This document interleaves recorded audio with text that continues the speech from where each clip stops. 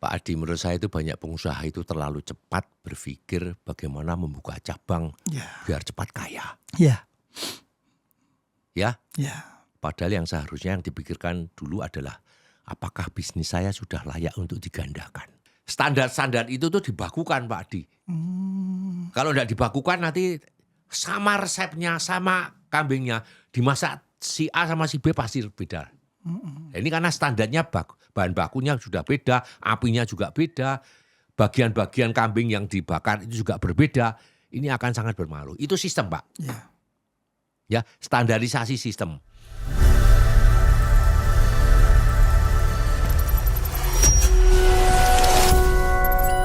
Saudaraku, selamat sore. Jumpa lagi dengan Grego Business Corner, tempat kita bicara bisnis apa adanya, bukan cuma teori, tapi dengan logika, pengalaman, dan nurani. Agar bukan hanya bertahan, tapi juga bertumbuh. Hari ini kita juga akan belajar bersama pengusaha yang sudah bertahun-tahun berkecimpung di dunia kuliner. Beliau adalah Pak Adi Karnadi, yaitu owner sate kambing Mutiara Eva di Bantul. Selamat sore Pak Adi. Sore Bapak. Silakan. Ya. Kalau ada pertanyaan. Pertanyaan saya yang pertama Pak. Usaha saya kan bergerak di sate kambing Pak. Oke. Nah, identiknya kan karyawan saya muda-muda Pak. Ya. Nah, saya tuh sampai bingung Pak. Setelah saya training udah 2 tahun, 3 tahun udah bisa. Itu kalau setelah udah bisa kok pasti langsung keluar Pak. Terutama kalahnya sama lawan jenis Pak. Nah itu gimana ya Pak? Kayak kan karyawan saya kebanyakan perempuan Pak. Itu membangun sistemnya gimana ya Pak? Biar karyawan itu wis iso ki aja metu gitu loh Pak. Gitu Mas. Saya pengennya terus terusan lah gitu. Ya. Nah itu pertanyaan saya seperti itu Pak. Untuk membangun sistemnya gimana biar karyawan saya setelah udah bisa itu jangan keluar gitu loh. Ya. Gitu. Oke Pak Adi, memang di zaman sekarang ini, terutama untuk generasi Z ya, Ya betul. itu mudah bosenan. Ya, tidak hanya di usaha sate kambing saja, tapi di perusahaan saya itu yang Gen Z ya, generasi Z itu nggak sabaran, inginnya instan, inginnya cepat dan sebagainya, suka keluar gitu ya. Nah, saya justru melihat fenomena ini dengan sudut pandang yang berbeda ya Pak Adi ya. Jadi banyak pengusaha tuh takut ngajari karyawannya karena khawatir nanti kalau sudah pinter lalu mereka membuka usaha baru, usaha yang sama. Ya. Sudah pinter bikin sate nanti buka warung sate sendiri gitu ya. Jangan takut Pak menurut saya. Ya. Karena membuka warung sate itu tidak mudah.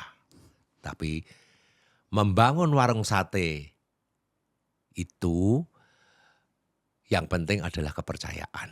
Ya. Kepercayaan dari pelanggan. Ya apalagi yang sudah bertahun-tahun itu. Jauh lebih sulit Pak daripada sekedar buka toko warung sate. Nah, saya percaya pada satu hal Pak Adi. Setiap orang itu punya rezekinya masing-masing. Ya. Orang boleh meniru tempat kita, meniru menu kita, bahkan meniru cara kita bekerja. Tapi keberkahan usaha tidak bisa ditiru. Dan keberkahan itu tidak bisa dibeli. Ya. Namun percaya kepada rezeki itu bukan berarti kita tidak punya sistem. Ya. Saya sering mengibaratkan seperti seorang guru silat ya. Guru yang baik itu mengajarkan kepada murid-muridnya itu tidak semua ilmu itu diberikan kepada muridnya. Dia pasti menyimpan satu ilmu pamungkas. Itu digunakan bila mana ternyata ada muridnya yang ingin melawan atau muridnya yang mengkhianati gurunya. Dia gak akan bisa melawan gurunya. Dengan ilmu pamungkas itu pasti jatuh. Nah, pamungkas yang dijaga bukan karena pelit ilmu ya. Tetapi karena itu adalah identitas perguruan sekaligus benteng terakhirnya.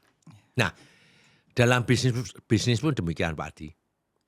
semua karyawan tuh harus tahu cara melayani pelanggan, cara membakar sate, harus bisa menjaga kebersihan, apalagi hingga menjaga standar kualitas yang harus dijaga. Tapi boleh saja ada satu bagian yang menjadi rahasia perusahaan. Misalnya apa? Bumbu, ya, Iya. bumbu inti, Betul. ya. Bumbu inti itu diracik sendiri oleh ownernya. Nah, kemudian dibagikan kepada tim dalam bentuk yang sudah siap pakai. Nah, saya pernah franchise juga satu usaha ya Pak Adi ya. Semuanya boleh sendiri, semuanya. Tapi ada satu racikan yang ditaruh tempat plastik gitu. Itu racikan rahasia ini. Saya nggak tahu isinya apa. Ya, nah ini yang satu rahasia. Seperti guru silat tadi, satu senjata pamungkas itu tidak diserahkan kepada muridnya, tidak diajarkan pada muridnya. Nah, sebaiknya Pak Adi punya satu hal yang karyawan tidak mengerti, yang tahu hanya Pak Adi dengan Bu Eva. Itu dikemas dalam satu kemasan, ini senjata pamungkasnya itu. Nah, itu pasti tidak akan bisa. Itu resep utama. Nah, resep utama itu harus dijaga. Ya, jadi menurut saya itu bukan berarti kita tidak percaya kepada karyawan, tapi justru itulah bagian dari sistem. Ya, karena sistem yang baik selalu memiliki dua fungsi. Yang pertama, memudahkan orang bekerja. Yang kedua, melindungi aset perusahaan. Ya, itu. Jadi tidak hanya memudahkan bekerja saja, tapi melindungi aset perusahaan. Jadi jangan semua pengetahuan berada di kepala pemilik, tetapi juga dibagikan ke karyawan. Tapi rahasia perusahaan dibuka hanya cara terbatas. Itu Pak. Jadi sistem itu harus dibangun. Dengan cara apa kalau itu tadi? Yaitu Senjata pamungkas. senjata ya, Pak? pamungkasnya Oke. jangan diberikan semuanya. Oke. Itu harus rahasia itu. Dan satu hal lagi yang sering dilupakan. Yang membuat pelanggan kembali itu bukan karena hanya bumbunya. Mereka kembali seperti kata Pak Adi, pelayanannya baik, dijaga kebersihannya, dijaga keramahannya, dijaga suasananya. Mereka kalau makan di situ nyaman, konsistensi rasa, dan relationship, ya, hubungan yang sudah lama terbangun. Itulah yang seringkali tidak bisa ditiru oleh mantan karyawan dan siapapun juga. Ya, jadi relationship yang antara owner dengan orang-orang yang potensial tadi itu harus dijaga benar supaya itu bisa membantu usaha kita. Jadi Pak Adi, sistem yang baik itu bukan hanya membuat bisnis tetap berjalan ketika karyawan berganti, tapi juga menjaga agar keunggulan bisnis tetap menjadi milik perusahaan. Ini adalah prinsip yang juga diterapkan di banyak perusahaan besar. Oke. Ya, Betul. bukan hanya usaha kuliner saja. Gitu Pak. Ya, oke. Jadi rahasianya di senjata pamungkas tadi Pamungkas. itu. Penting banget itu ya Pak ya. Iya, Oke. jangan diberikan. Hmm. Bentuknya rahasia. Saya dulu franchise jualan bakso juga saya Pak di mall. Iya. Ya, nggak dikasih tahu sampai sekarang nggak ngerti isinya itu apa. Oke, benar-benar sih. Iya, Itu benar, yang membuat rasanya different tadi Pak. Pak. Oke. Different dengan yang lainnya itu. Berbeda. Itu yang di situ. Itu sistem Pak. Sistem. Betul. Pertanyaan saya yang kedua Pak. Bagaimana sih Pak, apalagi sate ya Pak, untuk menjaga rasa itu beda tangan kok pasti beda rasa Pak. Nah itu susah banget Pak. Saya sampai detik ini tuh kadang sampai ada orang beli itu saya lagi istirahat aja suruh bangun Pak untuk masak gitu loh. Saking nggak percayanya sama karyawan saya Pak gitu loh. Pokoknya Karena kalau nggak masak, yang masak iya, bukan Pak Adi nggak mau nggak saya. mau. Nah itu saya sampai bingung gitu loh. Mungkin pengusaha-pengusaha kuliner itu Sama. merasakan apa yang seperti saya rasakan. Iya. Sehingga untuk waktu istirahat saja itu susah karena tiba-tiba ada tamu pengen ketemu, pengen dimasakin sama saya. Nah itu kira-kira cara membangun sistem agar satu tangan berbeda itu bisa masakan ya nggak mirip-mirip banget gimana lah gitu Pak gitu. Oke. Oke. Pak Adi, kalau memang kita bicara soal sate kambing tantangannya memang unik ya. Ya, Uniknya betul. karena apa? Karena yang kita jual itu bukan nasi goreng Ya, yang tinggal mengikuti resep saja jadi. Di sate kambing setiap ekor kambing itu kan berbeda. ya, Tadi ada kambingnya kan macam-macam. Ada kambing Jawa, ada kambing apa? domba. Domba, Ya, terus ada pedus gembel itu apa? Ya ada dorper dan lain-lain. Nah, dorper itu. Heeh. Usianya juga beda-beda ya. Ya. Ya, Nah, jenis pakanannya juga berbeda-beda. Ya, lah mungkin Pak Adi kalau ngambilnya dari hasil peternakannya Pak Adi mungkin makannya sama. Tapi kalau belinya di satu tempat itu makannya juga berbeda-beda.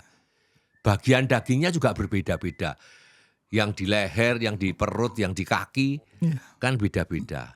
Kadar lemaknya juga berbeda-beda. Betul. Itu memang uniknya di situ, Pak. ya, Lalu apalagi bahkan tusuk yang pertama dengan tusuk yang terakhir, walaupun satu ekor kambing yang sama, teksturnya juga akan berbeda. Bener kan ya? betul.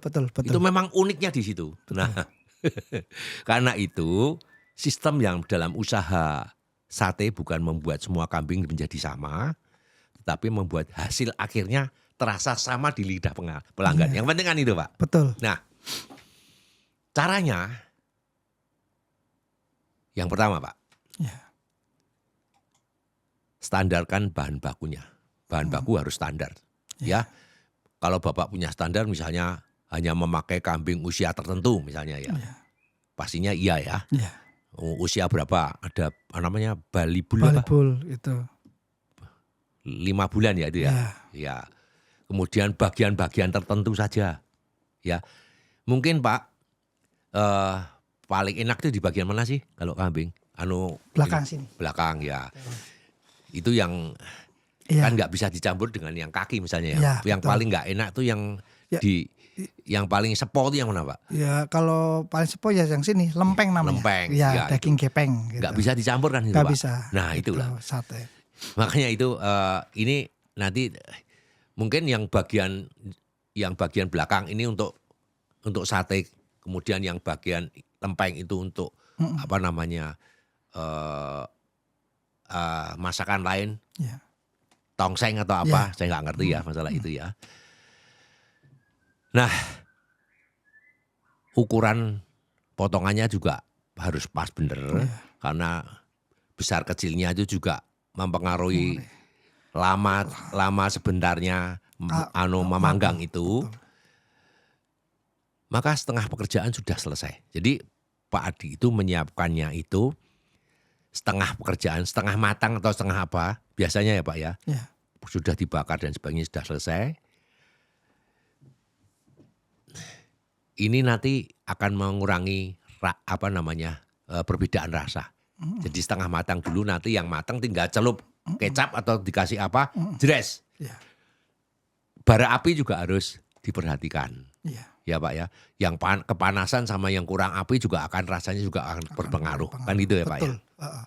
Nah ini standar-standar itu tuh dibakukan Pak Adi. Kalau tidak dibakukan nanti sama resepnya, sama kambingnya dimasak si A sama si B pasti beda. Nah, ini karena standarnya bahan bakunya sudah beda, apinya juga beda, bagian-bagian kambing yang dibakar itu juga berbeda. Ini akan sangat berpengaruh. Itu sistem Pak. Ya. Ya, standarisasi sistem. Kalau di perusahaan namanya SOP. Ya, standar berat. Ya, standar operation yang prosedur. ya. Oke. Prosedurnya itu seperti itu. Nah, kalau pemilihan kambing saya kira sudah jelas. Jangan hari ini kambing yang muda, besok pagi kambing yang lebih tua itu juga akan berpengaruh. Ya. Pelanggan itu pasti akan merasakan bedanya. Jadi sistemnya tadi standarisasi. Lalu yang kedua, ukuran atau potongannya juga disiapkan ya Pak. Jangan beda kalau satu tusuk itu isinya besar-besar, satu yang kecil-kecil, waktu matangnya juga akan berbeda kan gitu ya. Betul. Akibatnya ada yang keras, ada yang terlalu matang. Kalau tusukannya berbeda-beda. Nah, yang ini yang paling penting menurut saya, teknik membakarnya. Kenapa kok orang lain, kok tadi katakan pembeli pengen Pak Adi yang membakarnya? Karena Pak Adi sudah berpengalaman bertahun-tahun, sehingga teknik membakarnya itu paham benar. Ya. Mungkin kalau saya yang diajarin teknik bakarnya juga nggak bisa gitu loh ya. Orang sering berpikir sate enak tuh karena bumbunya. Menurut saya itu belum tentu, Pak. Iya. Yang paling menentukan justru tangan yang mengendalikan bara api. Yang mengendalikan bara api itu yang penting menurut saya. Kalau sate ya Pak ya. Iya. Saya pernah makan di salah satu tempat itu ya. Bara api itu memang diperlukan sekali. Sampai pakai apa namanya, fan. Iya. Fan yang supaya apinya tuh baranya tuh besar gitu Pak. Nah tapi kalau api terlalu besar ya nanti akhirnya luarnya sudah gosong, dalamnya masih belum matang. Betul. Kalau terlalu kecil dagangnya menjadi kering, kan gitu Pak ya. Betul. Iya.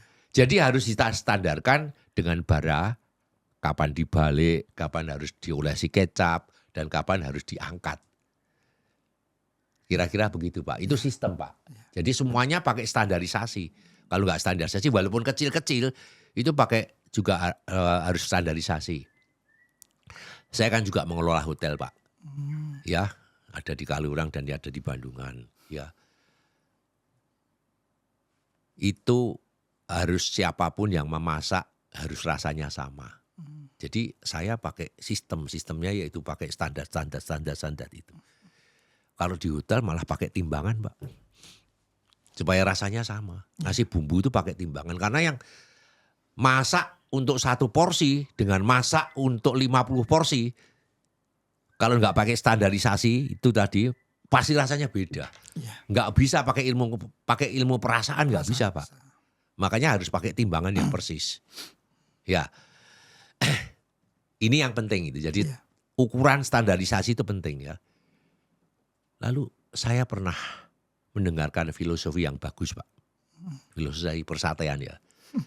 Sate yang enak itu bukan dibakar oleh api yang besar, tapi oleh orang yang sabar menjaga apinya.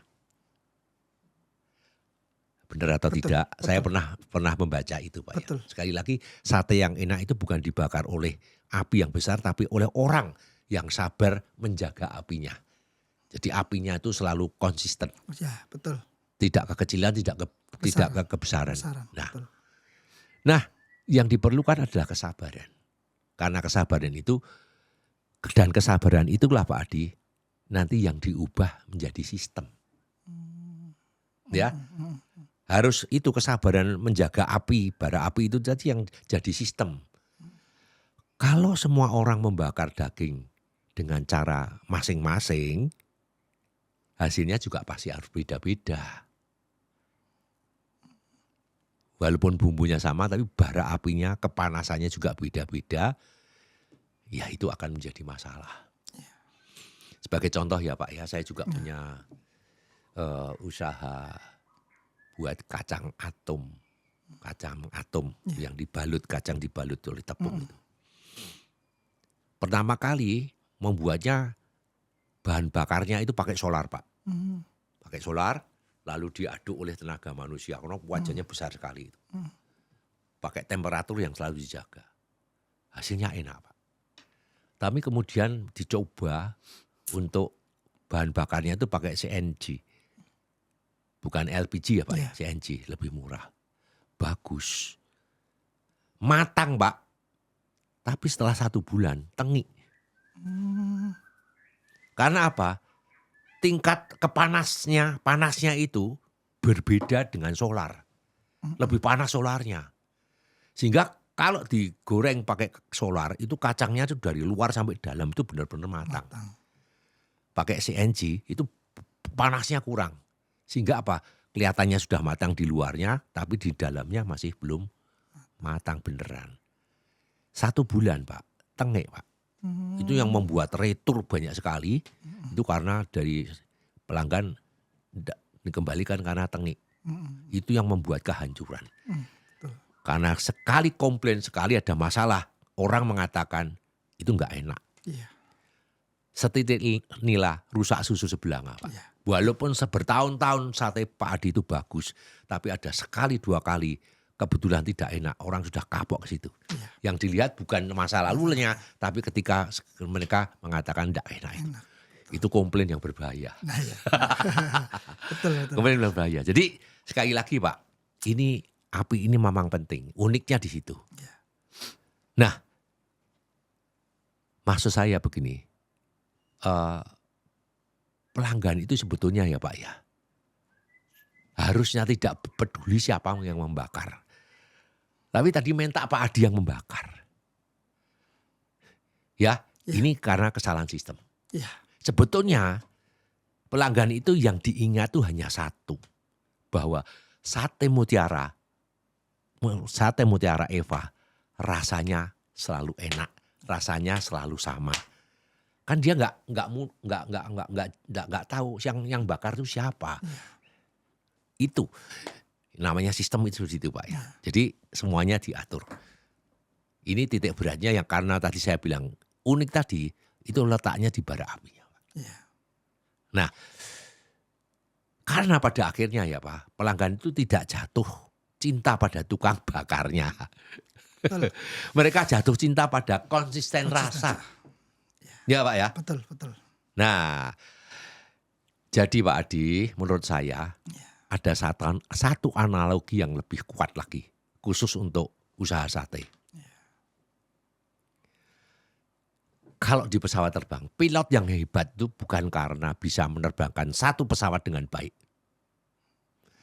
Pilot yang hebat adalah siapapun pilotnya, pesawat tetap bisa mendarat dengan selamat. Karena mengikuti prosedur yang sama. Ya Pak ya. Yang penting kan take off sama landingnya itu selamat. Itu enggak orang di kabin pesawat kan enggak orang penumpang enggak mikir. Yang penting itu selamat. Begitu juga usaha sate Pak. Yang dicari bukan tukang bakar yang hebat. Prosedurnya itu. Tetapi sistem pembakaran yang membuat siapapun yang memegang kipas atau penjepit arang bisa menghasilkan sate dengan rasa yang sama. Oke, betul. Coba Pak Adi dilihat lagi mengenai bara apinya ya. Saya juga belajar karena saya juga punya restoran, punya hotel dan sebagainya itu. Bara api itu memang sangat mutlak. Betul. Ya. Nasi goreng digoreng dengan api yang tekanan rendah seperti api kompor yang di rumah itu dengan kompor yang jos. Rasanya jauh berbeda. Betul, itu Pak. karena api. Betul. Iya. Ya. Nah, ini standarisasi perapian ini. Ini yang harus diperhatikan. Jadi kadang-kadang itu begini loh Pak ya. Maaf ya. Saya bilang biasanya karyawan yang tidak melu handar beni, pokoknya asal bakar. Iya. Ya. Entah itu kalau dianti orang banyak itu apinya besarin supaya cepat. Bus. Berbahaya kan Pak? Ya. Betul. Cepat, luarnya sudah matang, dalamnya masih mungkin belum matang.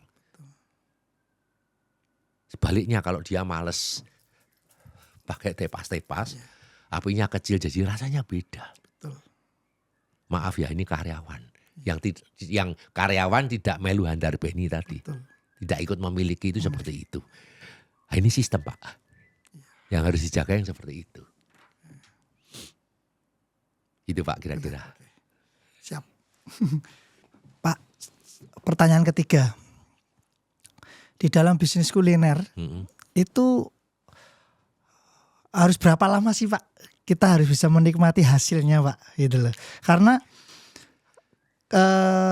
kelihatannya kan memang pernak-pernik di bisnis kuliner kan sangat banyak kan Pak ya. Betul. Nah itu minimal lah itu kita bisa untuk bisa menikmati di bisnis kuliner itu berapa tahun Pak? Oke. Kira-kira. Terima kasih Pak. Saya sering sekali ya Pak mendapat pertanyaan seperti ini ya.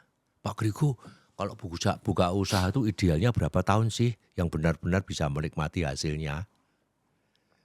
Lalu biasanya saya balik bertanya, hasil yang seperti apa?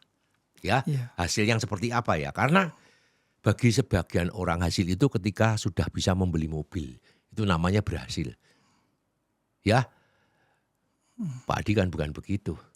Pak Adi kan kalau ada hasil nggak pamer supaya kelihatan kaya, tapi itu hasilnya diinvestasi supaya bisa berkembang lebih gede lagi kan gitu ya. Nah, ada orang juga yang merasa bahwa berhasil ketika saya sudah bisa membeli mobil atau membeli rumah. Ada yang menekan kalau sudah punya banyak cabang, itu yang dikatakan berhasil. Iya. Nah, tapi bagi saya, ukuran menikmati hasil dalam bisnis itu bukan itu. Jadi menikmati hasil dalam bisnis itu ketika bisnis sudah memberikan kita ketenangan. Ya Pak, Iya. kalau sudah ketenang artinya bisnis itu sudah bisa berjalan. Seperti yang Pak Kadi katakan tadi, sudah bisa ditinggal jalan sendiri. Ya. Betul. Nah, kalau setiap malam kita masih sulit tidur karena memikirkan besok bisa beli kambing enggak ya, atau bisa menikmati hasilnya ya, itu kan belum tenang Pak. Betul. Nah, kalau setiap ada karyawan izin kita langsung bingung karena warung besok tidak bisa buka karena enggak ada yang bantu. Itu namanya juga belum menikmati hasil. Kalau setiap hari kita harus berdiri di depan pembakaran, tempat bakar itu dari pagi sampai malam karena takut kualitasnya berubah tadi. Itu juga belum bisa menikmati hasil, Pak. Bagi saya itu. Bisnis itu tenang, Pak. Ngapain kita berbisnis malah stres? Tujuannya kan kita mendapatkan hasil itu bisa kita gunakan dan kita tenang. Artinya apa? Kita masih memiliki pekerjaan, belum memiliki bisnis. Kalau belum tenang itu kita masih punya pekerjaan, belum punya bisnis. Nah, menurut saya Pak Adi, saya selalu membagi perjalanan bisnis ini menjadi 4 tahap ya. Jadi tahap pertama adalah kalau bertahan hidup. Itu tahap pertama. Di tahap ini jangan berpikir untung besar. Ya, untuk bertahan hidup. Yang penting warung tetap buka. Hari ini, besok pagi, dan lusa tetap buka. Bisa membayar sewa, membeli bahan baku lagi, dan keluarga tetap bisa makan. Hampir semua pengusaha melewati tahap ini. Tahap pertama. Pak Adi, tahap 1 sudah lewat. Nah, sekarang tahap kedua. Kalau sudah lewat tahap 1, tahap kedua adalah membangun kepercayaan kepada pelanggan. Nah, ini jauh lebih sulit daripada sekedar menjual sate. Orang datang pertama kali mungkin karena diajak temannya. Tetapi dia datang lagi enggak? Kalau dia yang diajak temannya tadi sudah datang yang kedua kalinya, yang ketiga bahkan berkali-kali, kita tahu bahwa dia sudah percaya. Percaya apa? Bahwa dagingnya empuk, bahwa porsinya dan rasanya tidak berubah, bahwa pelayanannya ramah. Percaya juga bahwa setiap membawa tamu dan dia tidak malu. Wah, tempatnya Pak Adi, kalau mau makan sate tempatnya Pak Adi ya, dia bawa teman. Ternyata temannya di situ dibawa, wah enak bener, tidak malu dia bangga. Nah, kepercayaan itu dibangun bertahun-tahun, tetapi bisa hilang dalam beberapa hari kalau kualitasnya mulai menurun. Ya, jadi menurut cerita Pak Adi, tahap 2 ini sudah lewat. Karena Pak Adi sudah bisa membangun kepercayaan dan kepercayaan dari pelanggan itu dijaga. Lewat Pak. Tahap ketiga adalah membangun sistem ini. Ya, tahap pertama itu bertahan hidup, yang kedua menjaga kepercayaan, lalu yang ketiga adalah membangun sistem. Nah, disinilah banyak pengusaha berhenti berkembang. Ya, karena apa? Semuanya masih dikerjakan sendiri. Masih membeli kambing sendiri, masih memilih daging sendiri, masih meracik bumbu sendiri, masih membakar sendiri, masih menghitung uang sendiri, dan sebagainya. Kalau semuanya masih bergantung pada pemilik, sebenarnya kita belum punya perusahaan. Ya, kita hanya punya pekerjaan yang dibayar oleh usaha kita sendiri. Jadi kalau Pak Adi punya Mutiara Eva, kalau masih menjalankan situ, ya Pak Adi sebagai pekerja yang digaji oleh Mutiara Eva sendiri gitu. Lah, ini kelihatannya masih tahap ketiga Pak Adi. Ya. Ya, sampai ada orang beli, kalau nggak yang bakar Pak Adi nggak puas. Nah, masih semuanya kan masing sendiri Pak. Ya, betul. Ini artinya sistemnya belum jalan. Betul. Nah ini Pak Adi baru tahap ketiga. Ya. Nah, sebetulnya kalau tahap ketiga ini sudah lewat, tahap keempat itu adalah barulah menikmati hasil. Ya. Nah, tetapi menikmati hasil bukan berarti berhenti bekerja ya Pak Adi ya. Saya justru percaya seorang pengusaha sejati akan tetap bekerja. Iya. Saya yakin walaupun Pak Adi sudah menikmati hasil, Pak Adi tetap bekerja. Bedanya dulu yang tahap keempatnya, dulu itu bekerja itu karena harus. Ya. Tapi sekarang bekerja itu karena keinginan, kebutuhan. Kalau nggak kerja saya pusing, kalau nggak kerja saya malah bingung. Ya. Lah itu, ini tahap keempat Pak. Nah kalau suatu hari nanti Pak Adi ingin menghadiri wisuda anak atau menghadiri pernikahan saudara atau sekedar berlibur sama keluarga selama beberapa hari, warung tetap buka, pelanggan tetap puas, omset tetap berjalan. Nah menurut saya itulah hasil yang sesungguhnya. Nah, tanya berapa lama? Ya tergantung sistemnya jalan enggak. Oke. Ya Pak ya. Betul. Iya. Bisa 10 tahun karena enggak ada sistem. Kalau menurut saya masih belum tenang. Ya. Masih jadi pekerja bukan sebagai orang bisnis. Kalau orang bisnis itu tenang, ditinggal pun semuanya berjalan, omsetnya tidak berkurang, kepercayaan tidak berkurang, justru akan makin melejit. Iya. Ya, Betul. ini Pak Adi tinggal satu tahap lagi sistemnya. Ya, Oke. kalau dikaitkan dengan usaha sate kambing, saya melihat ada satu kelebihan yang luar biasa. Karena apa? Sate itu adalah makanan yang sangat mengandalkan pelanggan dan langganan. Ya. Betul. Orang yang puas biasanya tidak datang sendirian, Pak. Ya, seperti cerita tadi. Pasti ngajak temannya. Minggu depan dia ngajak istrinya, mungkin bulan depan ngajak teman kantornya. Saat lebaran mengajak keluarganya yang dari luar kota dibawa ke sana semua. Artinya apa? Pelanggan terbaik itu sebenarnya adalah pelanggan yang lama, pelanggan lama, langganan lama, dan terus kembali. Ya, jadi kalau saya ditanya berapa tahun, jawabnya saya adalah tidak ada angka yang pasti. Ada yang 3 tahun sudah menikmati hasil, ada yang 10 tahun belum bisa berhasil. Ya, itu ukurannya beda-beda ya kalau menurut saya Pak ya. Menurut orang bisnis saya ya. Tapi saya yakin satu hal Pak Adi.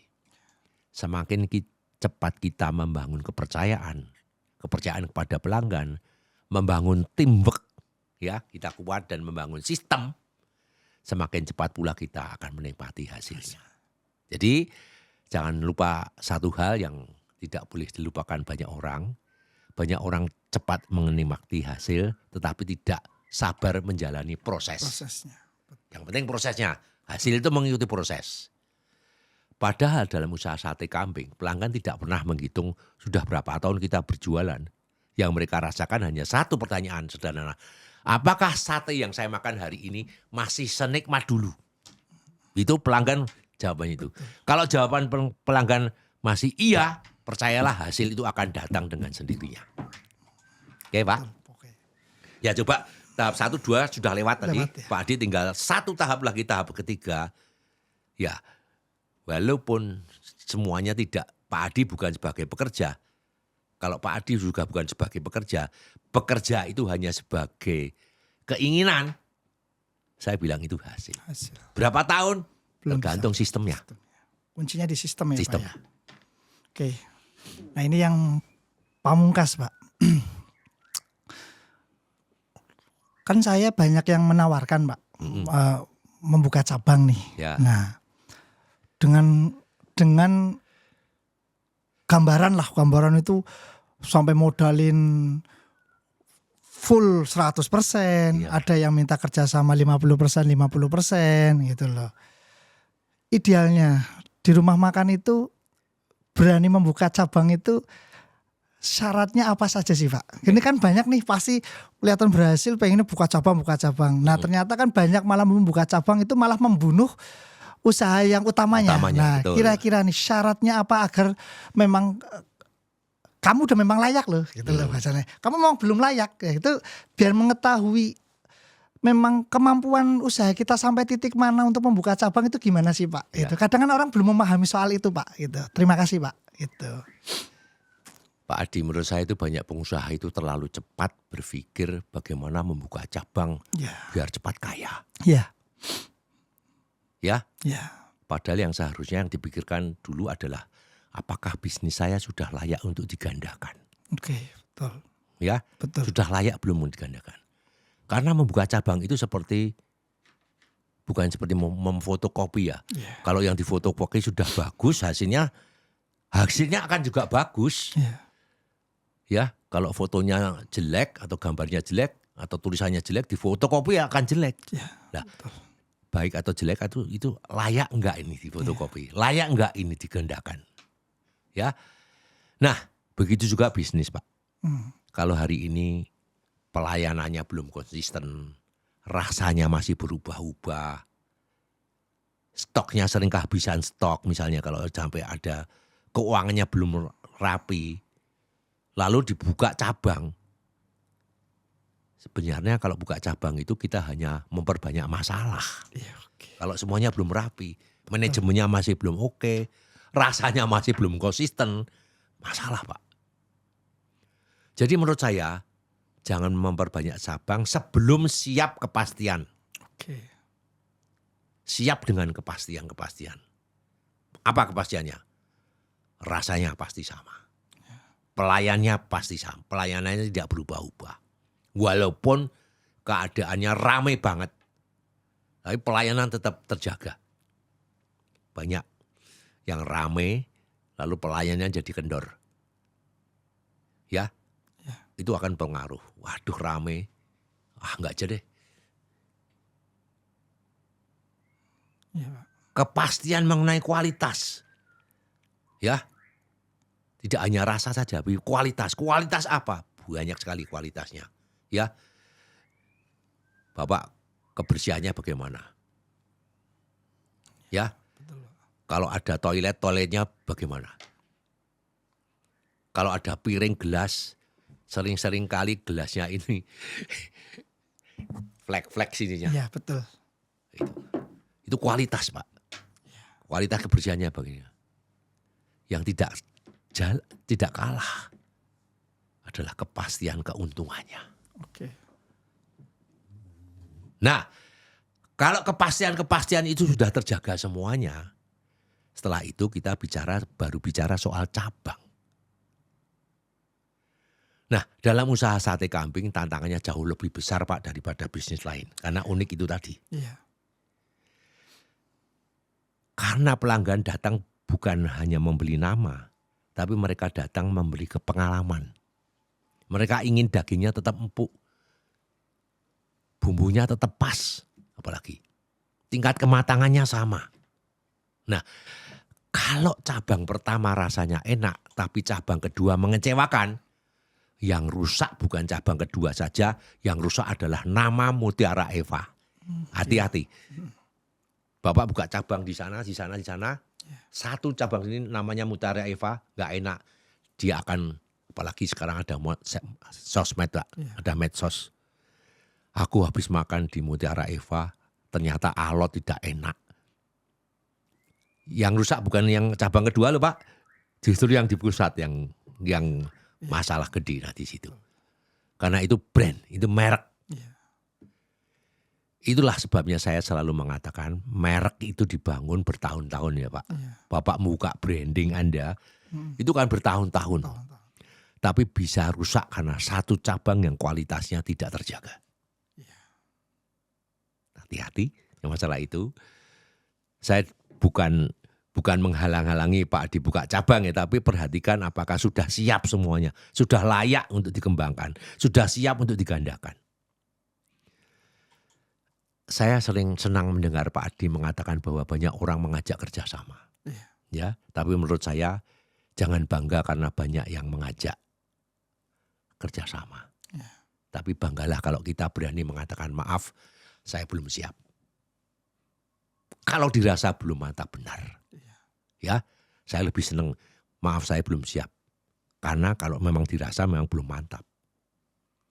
Karena menolak peluang hari ini kadang jauh lebih menguntungkan daripada menerima peluang yang akhirnya merusak nama baik yang sudah dibangun selama beberapa tahun. Betul. Ya, saya juga pernah mengatakan beberapa pengusaha lebih baik kehilangan kesempatan membuka 10 cabang daripada kehilangan kepercayaan ribuan pelanggan. Ya. Betul, Pak. Nah, tadi Pak Adi tanya, syarat-syaratnya apa Pak Grego membuka cabang itu? Syaratnya, 1, rasanya sudah bisa dibuat sama belum?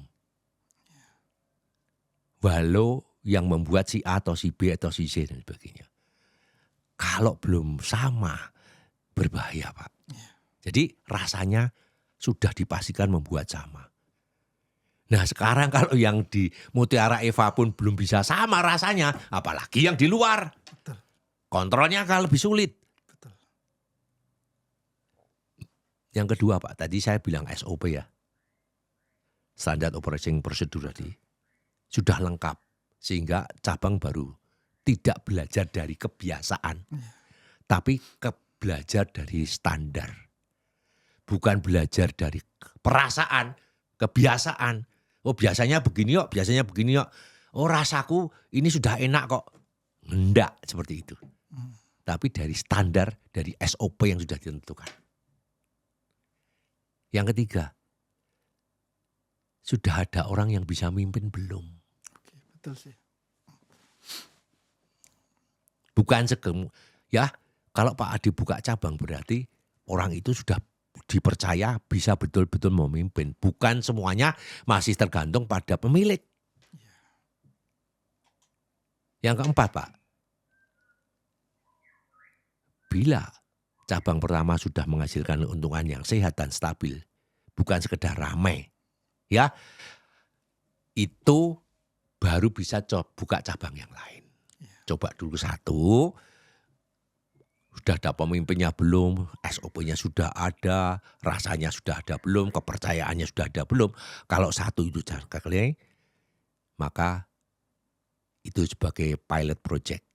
Hati-hati jangan sampai ada komplain. Setitik nila rusak susu belanga. Jadi kalau keempat hal yang saya sampaikan tadi belum selesai, kalau saya sih lebih baik memperkuat 1 warung saja daripada memperbanyak warung. Karena tujuan kita bukan memiliki cabang banyak ya Pak Adi, tapi memiliki reputasi yang besar. Dan reputasi itu selalu lebih mahal daripada kalau kita ekspansi membuka cabang. Betul. Gitu Pak. Siap, betul. Setuju. Benar sekali. Terima kasih Pak. Oke. Cukup Pak Adi. Cukup. Oke. Terima kasih Pak Adi atas pertanyaan-pertanyaannya. Amin. Saudaraku, saya yakin bukan hanya pemilik usaha sate yang mendapatkan manfaat dari diskusi ini, tapi juga semua pelaku UMKM. Hari ini kita belajar bahwa membangun bisnis itu bukan sekedar menjual produk. Kita sedang membangun kepercayaan. Dan kepercayaan dibangun melalui kualitas yang konsisten. Kualitas dijaga oleh sistem, dan sistemlah yang membuat sebuah usaha mampu bertahan, mampu berkembang, bahkan diwariskan kepada generasi berikutnya. Jangan terburu-buru membuka cabang sebelum fondasinya kuat.